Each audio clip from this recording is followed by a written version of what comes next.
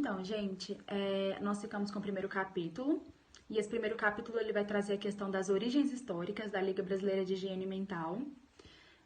Nós dividimos esse primeiro capítulo em formato de linha do tempo e vamos abordar as datas mais importantes nesse primeiro período.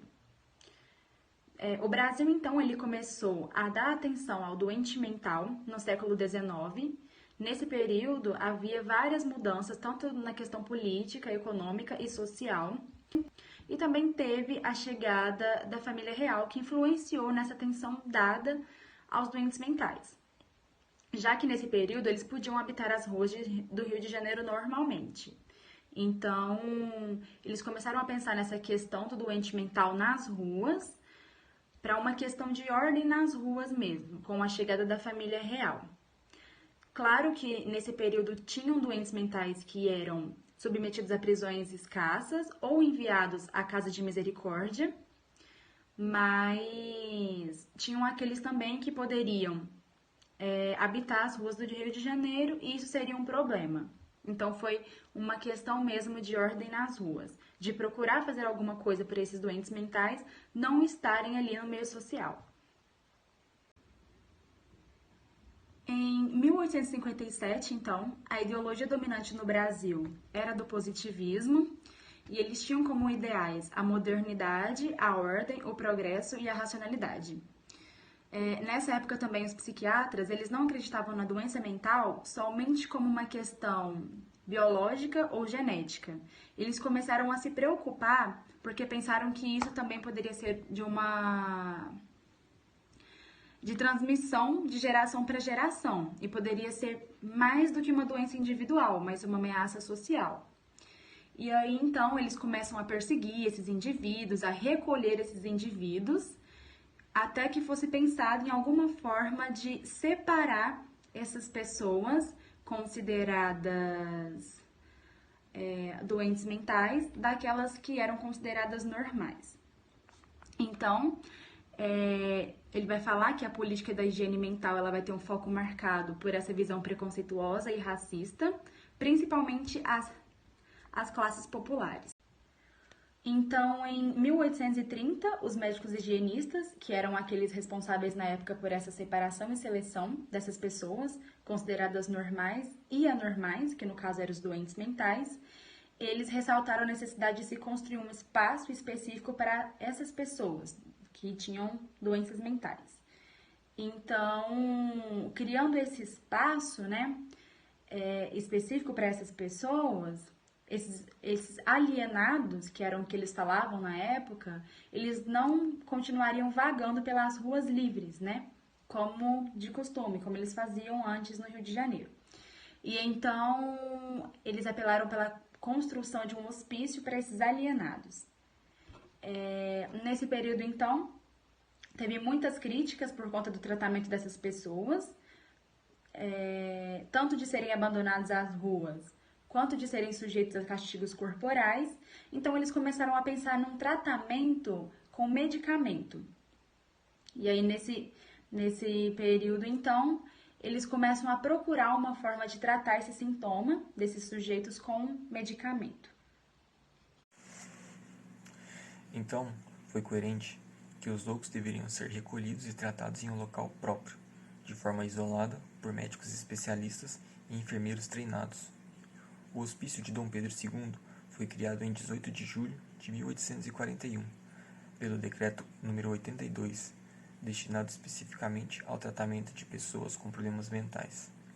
Seu nome foi em homenagem ao jovem imperador Dom Pedro II e ficava sob os cuidados religiosos da Santa Casa de Misericórdia, instituição que se destinava a proporcionar auxílio espiritual aos necessitados.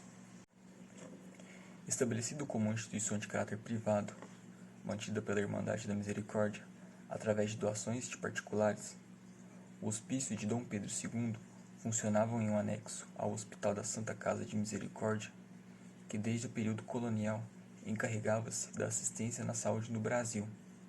Sua construção foi resultado de uma demanda apresentada pela Comissão de Salubridade Geral da Sociedade de Medicina do Rio de Janeiro, criada em 1830, que reivindicava a instituição de um local mais adequado para o recolhimento e tratamento dos alienados. E então, no final de 1852, o Hospício Pedro II, popularmente conhecido como o Palácio dos Loucos, passou a receber alienados oficialmente, sendo a primeira instituição voltada exclusivamente para o tratamento da doença mental em todo o país. Seus estatutos foram aprovados pelo Decreto 1077, de 4 de dezembro de 1852, que regulava o seu serviço e administração.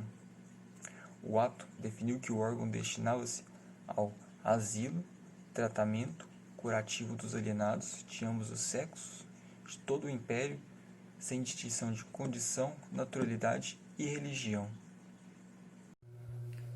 Bom, eu vou falar um pouco sobre Morel. Morel, ele foi um psiquiatra franco-austríaco e ele foi o primeiro modelo biológico geral da etiologia das doenças mentais.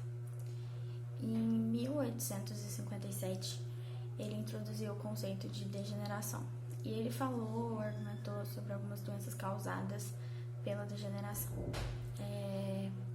Seu tratado colocava que diversos estigmas físicos e psíquicos degenerativos explicariam as deformidades detectadas pelo mesmo em loucos e delinquentes. E no slide a gente consegue ver alguns sintomas que eram considerados degeneração mental. Tem 6 tópicos do 1 ao 6, que era chamado de quadro sinótico das degenerações mentais. E dentro desse quadro tinha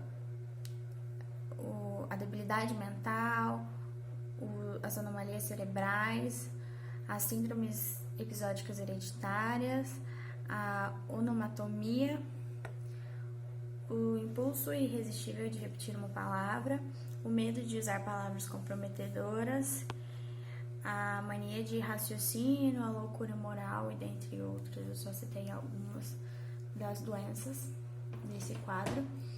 E ele falava também que os fenômenos poderiam ser explicados através de uma metodologia comum ou uma metodologia universal, que não era como os deuses, que é uma ideia imposta sem explicação.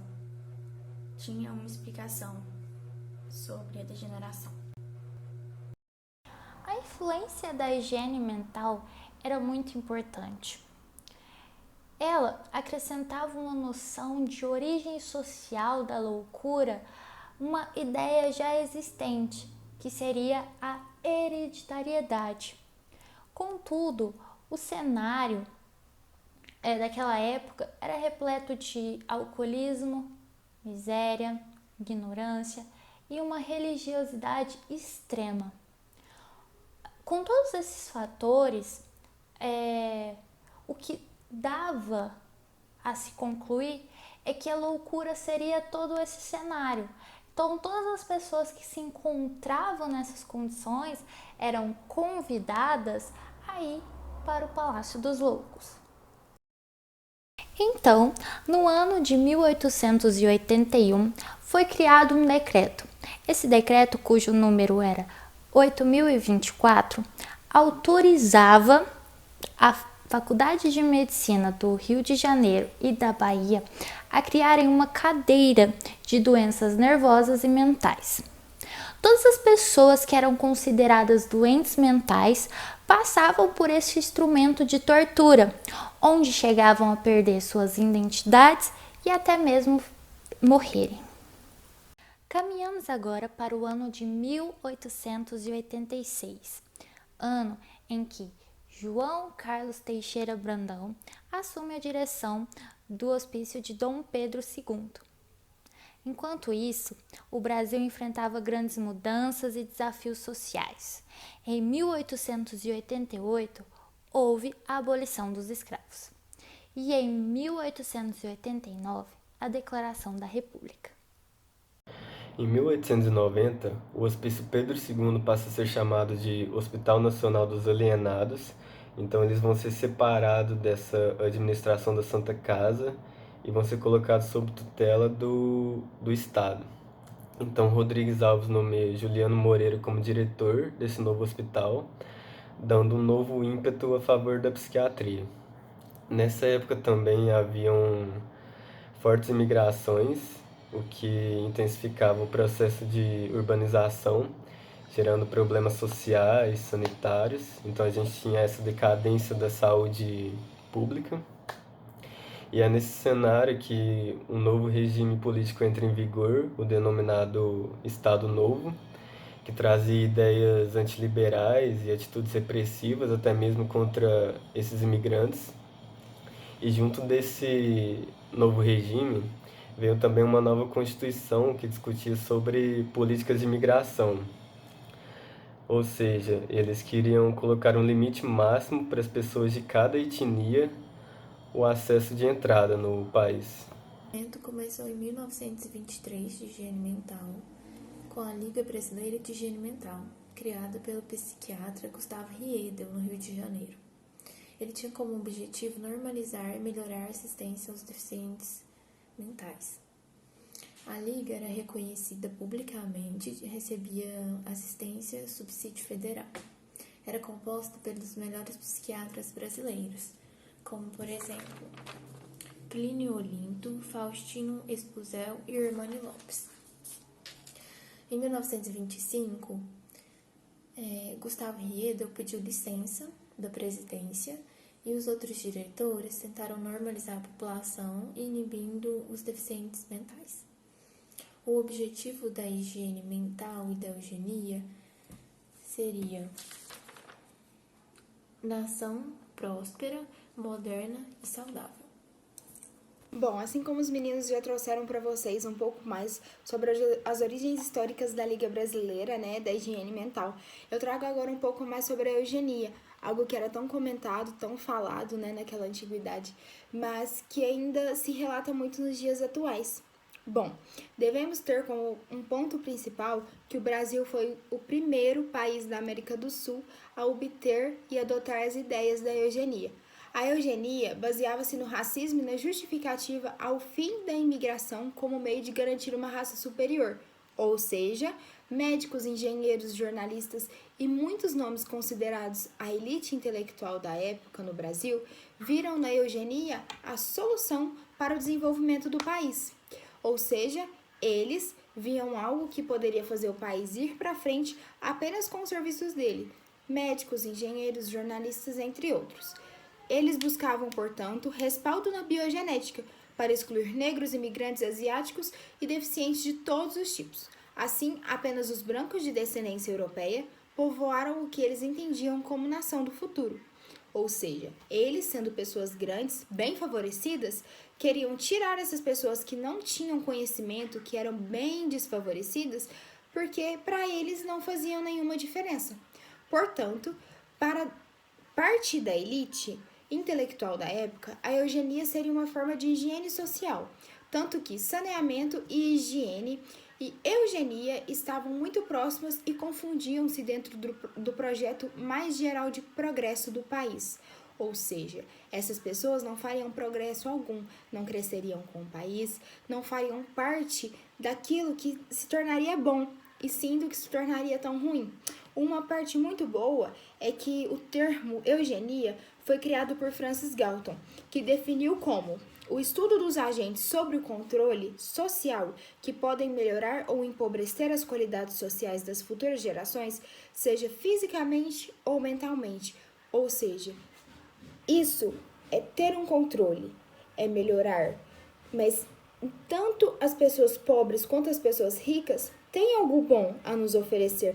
E Galton traz isso, que independente da sua qualidade de vida, independente da sua realidade, você sempre vai ter algo bom para oferecer à sociedade e fazer com que ela cresça com a sua ajuda. E Galton traz isso para a gente bem explicitamente, assim como ele definiu nesse termo que a gente pode chamar de eugenia.